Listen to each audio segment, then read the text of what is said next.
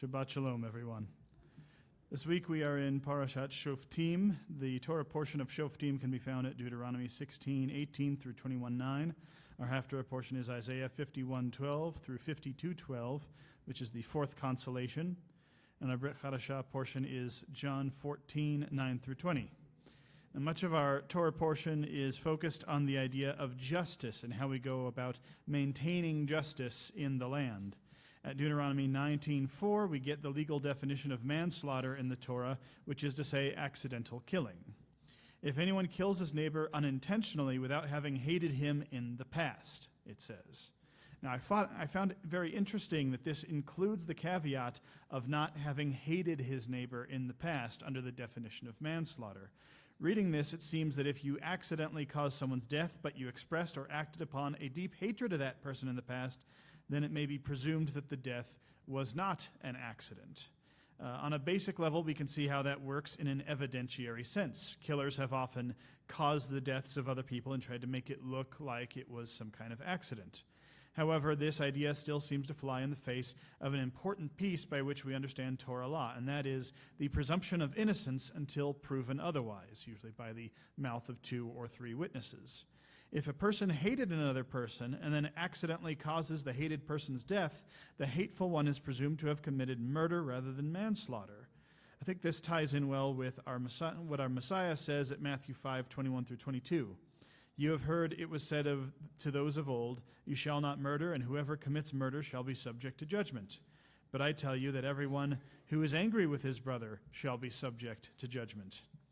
And at 1 John 3:15 we read, everyone who hates his brother is a murderer, and you know that no murderer has eternal life abiding in him. Thus we see that this standard holding us accountable for the murders in our hearts was always part of Torah. For if you hate a person and then end up in a situation where you might accidentally cause their demise, your anger might cause you to take fewer precautions against mishaps that could cause them harm. And let's look at a greater principle surrounding that. We need to be careful about the anger we harbor against our fellow human beings, because we might think, I'm just going to stew in my anger in my heart, but I won't do anything to hurt that fellow that I hate. And we may count that to ourselves as righteousness. But that sort of hatred causes carelessness at the very least, and we may end up causing all manner of hurt indirectly simply because of that anger we harbor, sometimes without even meaning to. Our anger toward our fellow human beings is dangerous, even if we think we can control our anger. To that end, I would like to encourage us all to be wary of the words we may speak in anger. Some years ago, I had a discussion with a friend about a person who had impeded both of our attempts to publish books that we'd written. I assumed that it was because this person who impeded us was sick or otherwise in a bad situation. My friend, or at least my friend at the time, assumed that the person was just negligent, if not outright malicious. The conversation between me and my fellow author friend got a bit heated, and when I said that we needed to be less negative, he said, I don't care about your moral philosophy, Nico, and frankly, I don't care if that guy dies. So this created a rift between the two of us, honestly, making all subsequent conversations deeply uncomfortable. And within a few months, that person in question did in fact die. Not from his words, he died of a disease, but this nonetheless caused the rift to grow wider because the Scripture does often demonstrate how curses are very real, and the words we speak can shape the world around us. I can't say for certain that my fellow author's words caused the death of this man, but if those in mourning heard his words, how angry would they be at the one who spoke them? How hurt? Anger is a temptation to sin. While momentary anger is natural, but holding on to anger long-term means that we are keeping a temptation in our lives. The longer we are exposed to that temptation, the longer we hold on to it, the more it will tempt us. Hatred is antithetical to justice. And yet, let us be clear that the pre-existence of hatred between the person who kills accidentally and the person who was killed does not mean that the accidental killer is completely presumed guilty. The standard for the Levites in the city of Refuge to look for in order to determine that a manslaughterer who fled to them must be turned over to the kinsman redeemer is clear. At Deuteronomy 19:11 through 12, we read, "But if anyone hates his neighbor and lies in wait for him and attacks him and strikes him fatally so that he dies, and he flees into one of these cities, then the elders of his city shall send and take him from there and hand him over to the avenger of blood so that he may die." So it is not that a person who hates and then accidentally kills someone is presumed guilty of murder in a court of Torah law, but rather that his hatred for his fellow man is taken as evidence against him. Now, on another topic, a previous Torah portion established the idea that part of justice is pleading the case of the widow and the orphan, with the understanding that this is part of a greater idea of pleading the case of those who cannot plead their own case. Some of you may recognize parts of this message from last year, but we have new people here, and I think that this needs to be repeated, and I also believe in a degree of repetition for the sake of learning. Proverbs 31:8 through 9, which is to say the verses before it speaks of the woman of valor, we read, "Speak up for those who can't speak for themselves, for the rights of all who need an advocate. Speak up, judge righteously, defend the cause of the poor and the needy." Micah 6:8 says, "Human being, you have already been told what is good, what Adonai demands of you, no more than to act justly, love grace, and walk in purity with your God." To that end, there's something I feel I must address, as I have in the past witnessed a great many people being hurt or made uncomfortable by the words spoken by others. And sometimes that has happened within this very synagogue or among those who attend here, but happening elsewhere. So most of the time, I do not learn the names of the people who said the wrong thing. I just learned that a wrong thing was said and somebody got hurt. I feel the need to establish and reestablish some basic rules in this synagogue about how we speak to each other. Because if I fail to appropriately set the standard of how we're supposed to speak to each other, and then someone is hurt because of words spoken, then that guilt is at least partially on me, if not pretty largely on me. The hardest part about this is that a lot of people who are hurt by such words have a hard time speaking up for themselves, so it falls upon me to do so. Just know that if you listen to this message and feel either that you have suffered from the sort of speech I'm about to discuss, or that you think you may have caused someone else to suffer when you spoke that way, you're not alone either way. And I urge everyone to consider both how they might have been hurt and how they might have caused hurt. Only by looking at it from both angles will we come to a solid understanding of this issue of the human tongue. First, we need to understand just how seriously harmful the human tongue can be. At Leviticus 19:16, we read, "Miriam and Aharon began criticizing Moshe on account of the Ethiopian woman he had married, for he had in fact married an Ethiopian woman. They said, 'Is it true that Adonai has spoken only with Moshe? Hasn't he spoken with us too?' Adonai heard them." This was the incident that led to Miriam being cursed by God with tsarat, which is commonly called leprosy in most English translations of the Bible, but it's not actual leprosy like we think of it. It's a different disease, but that's a story for another time. Proverbs 10:19 warns us, "When words are many, sin is not lacking, so he who controls his speech is wise." Consider that carefully. Every word that we speak is an opportunity to sin, so let us be careful not to say too much. Proverbs 18:21 says, "The tongue has power over life and death. Those who indulge it must eat its fruit."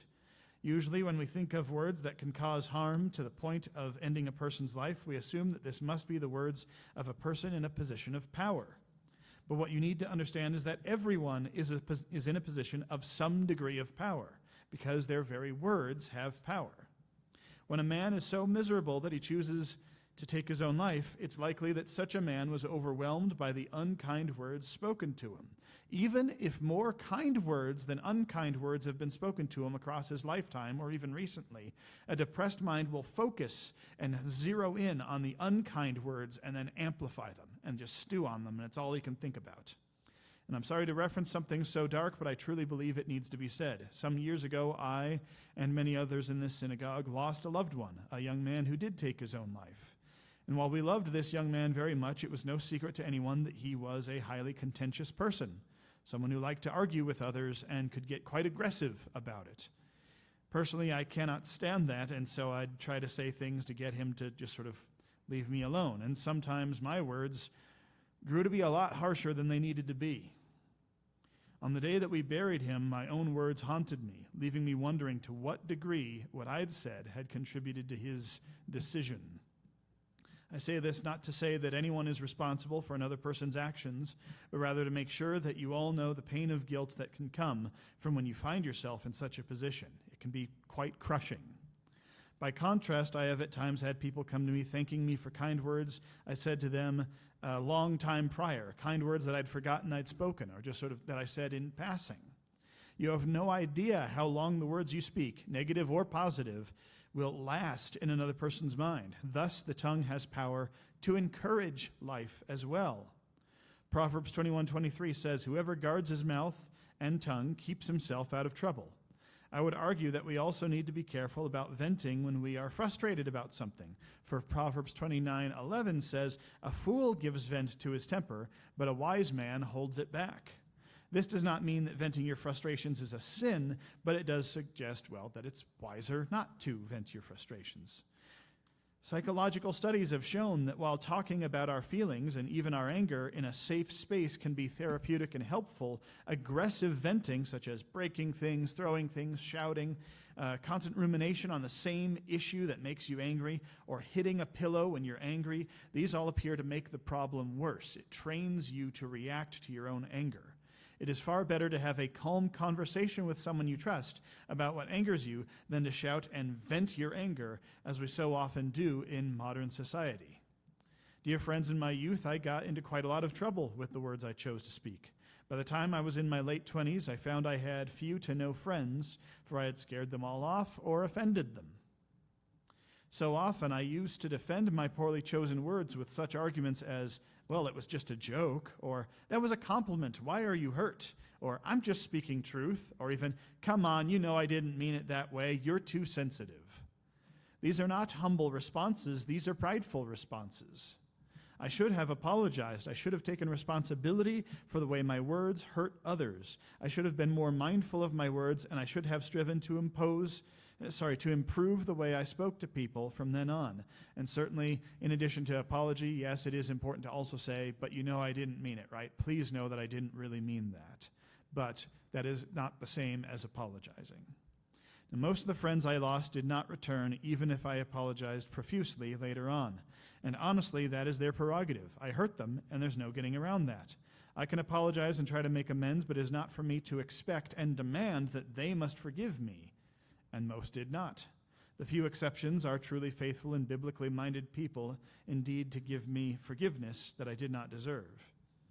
It is with a heart full of regret for the hurt I caused and the friends I lost that I speak about this subject today, because I don't want our community to suffer from that sort of thing. We have a good, strong community that looks out for one another, but I have seen communities like ours torn apart by hurtful words and the unwillingness to apologize for them. Often what tears them apart isn't words that seem mean to the person saying them. More often, it's simply that the words we say have more power than we realize, and they stick with people. Our words can make people feel pressured or unsafe, or like they don't want to be here. Let us be especially careful about how we talk to guests. It is a good idea to offer to let someone in the line of Torah procession, for example. However, I would say that it's quite a bad idea to pressure someone into entering the Torah procession. Some people aren't ready for that, and we need to let them do those things at their pace. Let us not push anyone to do something that they are not ready to do. One's relationship with God is, at its core, intimate. So let us not try to force people to be intimate with the Father in ways that they are not ready to embrace. They might become self-conscious or even choose not to come back. Men, I want to say that you must guard your tongues even more carefully than women do. It's just the facts of reality. Because of the power that you possess, whether socially, physically, financially, or spiritually, you have the greater responsibility to not cause fear and pain wherever you go. You are to be protectors, providers, and uplifters. Ephesians 4:29 tells us, "Let no harmful language come from your mouth, only good words that are helpful in meeting the need, words that will benefit those who hear them." And women, in turn, please be careful about the words you speak that tear men down.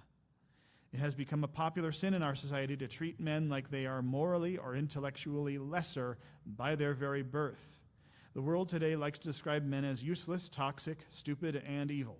We are told all too often, "We don't need you. Or, men need this thing, but women are above such things. How long can anyone endure as a man listening to such words constantly? Any words that we speak to each other, or for that matter, even to ourselves, even the words that we speak to ourselves, need to be edifying. It should be for the purpose of building up, not tearing down. When someone comes up to read liturgy or a scripture portion or to do the Torah service, they are offering something to all of us. They are learning and practicing as much as they are presenting. We're not putting on a show here, we're worshiping together. So if someone makes a mistake or presents things in a way you're not used to, don't choose to speak unkindly to them. If they must be corrected in their pronunciation, then this must be handled gently and from a spirit of helpfulness, and it may well be better coming from leadership rather than congregants. If a person stumbles over their Hebrew, congratulate them for coming up, and then if they are in good spirits, gently tell them the correct way to pronounce certain words. Even then, deliver a compliment and then wait some time. When they are confident enough to go again, maybe that's when you can offer a friendly and edifying, "Hey, by the way." We have plenty of learning opportunities, and most people are willing to learn the correct way, eager even to learn the correct way, and we have to be patient with one another in that learning process. Sometimes people get criticized because they miss some notes or their singing doesn't flow smoothly. Sometimes people even get criticized if their singing is too perfect, as if the person is just showing off or doesn't have their heart in it. The best thing you can say to someone who volunteered to come up here is to congratulate them on their courage to go before the congregation in the first place. You can give them reassurances. You can relax, mission accomplished, or you've got this, we believe in you, or even a simple, you did it, after the fact. If a criticism cannot be given gently, then it's usually better that it's not spoken. And it is often easier than we think to cause harm with our words. James 3:5-6 says, "So too the tongue is a tiny part of the body, yet it boasts great things. See how a little fire sets a whole forest ablaze? Yes, the tongue is a fire, a world of wickedness. The tongue is so placed in our body that it defiles every part of it, setting ablaze the whole of our life, and it is set on fire by Gehinnom itself. Heed this warning before you speak negatively to another or about another." And while we are on the subject of tongues and how they relate to parts of the body, let us not engage in speech about each other's bodies. Let us not engage in conversation about another person's body. This is especially true when speaking of the body of a woman, but should be held as true for men as well. We all know that it's important not to catcall someone as they pass us by, right? We also generally know that if we flirt with someone who has asked us not to flirt with them, this is not all right. And that it is wrong to flirt with someone who is married or to flirt with someone who is not your spouse while you are married. These are obvious. Less obvious is the compliment we so often give in the form of a question. Did you lose weight? Do not make comments about each other's weight, please. A man may well think he is complimenting a woman by asking if she lost weight, but he doesn't know her circumstances. Perhaps she did lose weight because she's sick, and she's trying not to think about the illness that she's not ready to talk about. Or perhaps she lost weight because she's stressed out about something, and having that pointed out to her breaks her peaceful Shabbat by bringing it back to her mind. Or perhaps she hasn't lost weight at all, she's just wearing something that makes it look like she has, and saying such a thing to her only makes her more self-conscious. Or perhaps she will believe that because you're saying such things to her, that you've been looking at her body. I urge you to be especially mindful of this one so that you will not stumble. Try to keep your eyes to yourself or to your own wife. If you comment on a woman's body, you make it clear that you have assessed her body enough to form opinions. This level of scrutiny is inappropriate across the board, but understand that for some women this is quite alarming. I recently saw the results of a survey where women were asked at what age they first heard negative comments about their bodies. I was horrified to learn that for most of them, it was as early as 7 or 8 years old.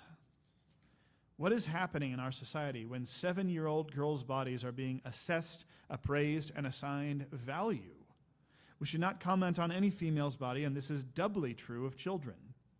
Men, what we need to understand is that we are all predators in some way. That's why our eyes are in the front of our heads. It's just part of having meat in our natural diet. A good man is not a predator to his fellow human beings, but a bad man is predator to everyone.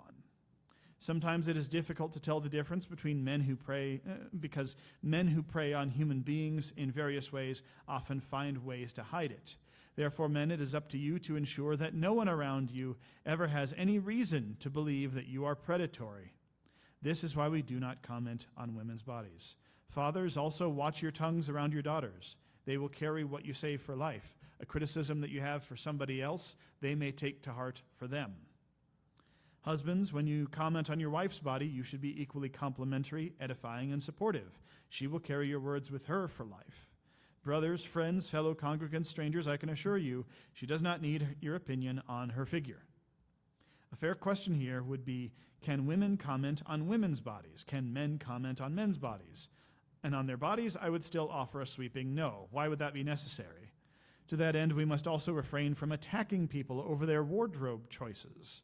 Telling another person of either sex that their outfit looks foolish can be more damaging than we realize. Some people have sentimental value attached to what they wear. We also should be careful about telling people things like, don't wear that, wear this instead. There may be a complicated history behind their choice to wear certain clothes. When I was young, I wore a lot of the color black, or the lack of color black. I'm not sure about the technicalities there. But this resulted in people thinking that I was what was called back then a goth. Eventually, I did lean a little bit more into that aesthetic, but the real reason I started wearing so much black was simply because I'm colorblind, and it was the only way that I could ensure that what I was wearing wasn't clashing colors. And yet, I had a lot of people saying that I was spooky or creepy because of my wardrobe. And that sort of talk kind of wears you down after a while, and sometimes you kind of feel like leaning into it.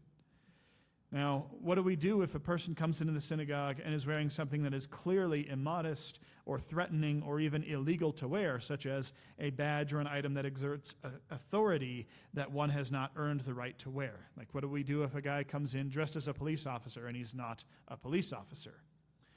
In those instances, we speak with a member of leadership about it or to security when necessary, and they will discuss it with one another and decide together how to handle it delicately. It should be an easy enough principle for men to understand. Lay off the negative comments about what women are wearing. Contemplate this. Would you say what you are about to say to your wife? If so, consider that you might say that specifically because she's your wife and you have that kind of rapport. And if not, why would you say that to a woman who is not your wife? Barring clothing that poses an actual danger or breaks the law or threatens others around us, we do not tell others to remove items of clothing. Yes, if someone comes in wearing a ski mask, we will probably ask them why they are wearing it, and then maybe ask them to remove it. Or if someone comes in wearing a jacket with a swastika on it, we will likely ask them to remove that jacket or come back not wearing such a thing. And if a man comes in wearing full drag, we may have to have a gentle conversation about that subject, but we would do so after the service and after ensuring that, above all, they know that they are loved. But barring those extreme examples, we shall not ask people to remove items of clothing in this synagogue, not even so much as a scarf. In Matthew 12, 36 through 37, our Messiah says, "Moreover, I tell you this, on the day of judgment, people will have to give an account for every careless word they have spoken. For by your own words you will be acquitted, and by your own words you will be condemned." When I was a kid, my paternal grandparents had this little decoration on their wall in the kitchen that featured a largemouth cartoon character with a word bubble coming out of his mouth. In the word bubble was written a sentence that always fascinated me. "Caution! Be sure that brain is engaged before putting mouth into gear." When we are about to speak, we should consider the following. Is the speech true, first and foremost? Then is the speech edifying? Is the speech kind? Does it need to be said? And finally, does it need to be said by you? If the thing that you want to say does not pass this test, then strongly reconsider your words or seek out the right person to speak on the subject, because the Messiah has warned us that every careless word we speak will be taken into account, and we will be condemned or acquitted by our words. And that's frankly a scary thought. Another type of speech I see all too often from believers of every kind is speaking with pride or a nostalgia for past sinful ways. I once spent a summer working with a man who was a born-again Christian who had previously been a Satanist. He often spoke with a strange sort of nostalgia and fond memories of some of the sinful behaviors of his past, the sorts of conversations one ought not to have with a teenager. That same summer, I had a man tell me that he was going to kill me with a shotgun because he was trying to make a point to someone else, and he turned to me to rhetorically make that point. Having not heard the rest of the conversation, I was quite frightened. I have heard men speak fondly of days when they used to get into fights, physical or verbal, and did terribly unbiblical things. I have heard men speak fondly of their days before finding the Lord, when they used to steal, chase women, or go to strip clubs. If we are truly repentant of what we used to be and how we used to act, we will have no nostalgia for the days of sin. We do not speak nostalgia for more sinful times in your life, for in doing so you convince yourself, and for that matter others, that sin is something that you miss, that somehow your life was enriched and better during those times. I want to be clear that there's nothing wrong with telling humorous stories of when we did foolish things. Humor often comes from people having done foolish things. Watch any comedy ever, and you'll see what I mean. But we need to be clear that when we tell these stories, we are not longing to behave that way again. James 1:26 speaks frankly about the importance of controlling one's tongue. Anyone who thinks he is religiously observant but does not control his tongue is deceiving himself, and his observance counts for nothing. We can wear our kippot or our head coverings. We can put mezuzot on our door frames. We can go to the synagogue for every holy day's service. We can give to the poor and the needy. We can read the Bible every single day, and we can learn the liturgy by heart. But if we do not control our tongues, then all our religious observance is for naught. I appreciate that in this community we have people who are struggling with certain types of sins that we keep returning to. But before we talk about certain sins that we're struggling with, we need to consider whether those around us need to hear about those particular struggles. Are there children around? If so, we will maybe want to hold our tongues. Rather than using the P word when we're referring to the scourge of the internet that afflicts so many of us, we can just say inappropriate materials when sensitive ears are nearby. Or if there are ladies and children nearby, perhaps we don't speak of that matter at all and wait until men's night to discuss such matters with our fellow men. This one is especially important because in talking about such a struggle, we can make that struggle more difficult for someone else or make other people fearful of us. I speak of all this not because I'm disappointed in anyone, but rather because I want to set a standard that will make our people feel safe and welcome here. Before this congregation was called the Olive Tree, it was two smaller groups, a home Bible study called the Fig Tree and a synagogue called Sha'arei Tzion. I was involved in the founding of the Fig Tree, though I actually joined it after it had already been going for a while. I remember that the primary goal of the Fig Tree was to provide people with a safe place where they could study Torah together. We wanted it to be safe not just in the sense of physical harm, but also a place where one could be safe from emotional harm. The reason for this was that a lot of us were sort of refugees, if you will, from religious communities where we'd been treated poorly, where unkind words were spoken regularly. I recall that in those circumstances, when unkind words were spoken, we were told that we were just being too sensitive. This whitewashed over the fact that some of the words spoken were clear insults, and some were thinly veiled threats, and some were threats with no veil at all, and sometimes those words were aggressive profanity, and sometimes they were false accusations. Over and over we were told that we were just being too sensitive, and when we tried to bring in others to help us better understand if that was true or if we were being steamrolled, our efforts to get to the truth and come to true understanding and peace were treated as treachery. And so the founding members of the Fig Tree agreed that we wanted a place where that sort of thing would not happen again. If I fail to adequately address the importance of being careful with our speech, then I have fallen short of that goal. And thankfully, it's not too late, because you are all people who hunger and thirst for righteousness. I do not think that there is a single person here who does not have ears to hear and an eagerness to learn. But what about the settings where comments and opinions are more welcome? What about during Midrash or during men's night or women's night? There are ways to be careful about your speech then, too. Think about how you perceive the lives of others when they tell you about their troubles. How quick are you to offer advice that starts with, "Why don't you just?" Just is a word that makes it seem like this would be so easy if you would only, and only is a word that assumes so much and presumes to correct behavior. I'm only saying that you should just. How often do you say these words when dealing with your own troubles? Is there something in your life that would immediately be corrected if you would just do one thing? Or is life a bit more complicated than that? And how condescending might you seem to others when you come along and act as if their problems are really very simple? When someone is sharing with you, let your default be to assume that they are offering information, not asking for it yet. Assume that someone doesn't need your advice or even your take on what they have just said until they request it. Some people will ask, but until they do, either stay silent or offer only edifying words that help build each other up. If someone tells you about their problems, sometimes the better thing to say is, "Man, that's rough. I'm sorry you're going through that," rather than jumping right into fixing it mode. I know us men, and especially, I'm certainly guilty of that problem. Most importantly, be sure that before you give that person advice, even as they request it, that you have listened to the whole of the matter, because they may not yet have gotten to that one detail that changes the advice that you would have given them. Now, we need to understand something else, and that is that some people sort of lack a filter, and they're very candid, let's say. Some people come from different cultures and backgrounds where different sorts of speech are considered fine. Minnesota's version of polite is different from California's version of polite, which is different from New York, which is different from Chicago, which is different from New Zealand, or wherever else you want to reference or go to. I think most of us want to be polite, but we may have different ideas about what is considered polite.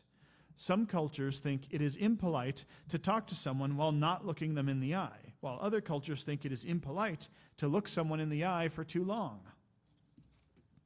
What a person from one place or time or ethnicity thinks is appropriate may be different from what another person thinks is appropriate. In that way, when others say things that hurt us or make us feel uncomfortable, we do need to be understanding and offer some grace. But what does it mean but it does not mean that we need to suffer in silence. Everyone here, please listen to this guidance at least. If someone says something that hurts you or makes you uncomfortable, and you can find it in your heart to assume that they didn't mean to cause offense, please use this simple phrase: "That is not welcome," or "That makes me uncomfortable." Out of being polite or shy, you might think, can't I say that's a bit much? Or can't I just not respond? Cold shoulder it, so to speak. Unfortunately, being unclear or saying nothing could make someone think that their words are accepted. Speak the words firmly, but also gently. As for setting a standard among this congregation, I think we could all learn to know what we mean when we hear or say the words, "That is not welcome." Let's practice it a bit. Someone comes up to you and out of the blue says, "Hey, I know a weight loss plan that you could try." You are to respond with, and please say it with me, "That is not welcome." A person comes up to you talking about feminist theory and in the process degrading all men. You respond, "That is not welcome." Inversely, a person approaches you saying something chauvinistic, saying sexist and discriminatory things about women, and you respond, "That is not welcome." If someone approaches you saying something negative about a particular ethnicity of people, especially an ethnicity that is not their own, or they are using racial slurs, you respond, "That is not welcome." It must be said gently but firmly, never aggressively or with malice, because doing so aggressively is likely to stir up even more trouble. Proverbs 15:1 says, "A gentle response turns away wrath, but a harsh word stirs up anger." And when someone says that phrase to you, it may be tempting to explain why they are just being overly sensitive, or why they misunderstood what you said. And sometimes misunderstandings do need to be cleared up. Let's be honest. If someone misunderstood what you said to them, please do clear it up. But long before we even think about how they misunderstood what we had to say, we ought to start by responding, "Thank you for letting me know." If they say it makes them uncomfortable, we say, "Thank you for letting me know." Because we are all here to improve ourselves, aren't we? It's part of seeking after righteousness.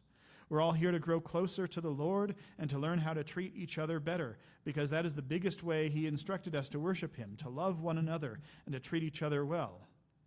Therefore, when someone tells us that we are hurting them, rather than saying that we are not actually hurting them or jumping to the conclusion that they are just looking for opportunities to be hurt, we should start by thanking them for helping us understand them. Because even if they are looking for opportunities to be hurt, they are likely also looking for opportunities to argue. This is a problem that I find is common in modern secular society. Modern society basically says, if you're not hurting anyone, do what you want. But then it seeks to gatekeep who can and cannot say that they have been hurt.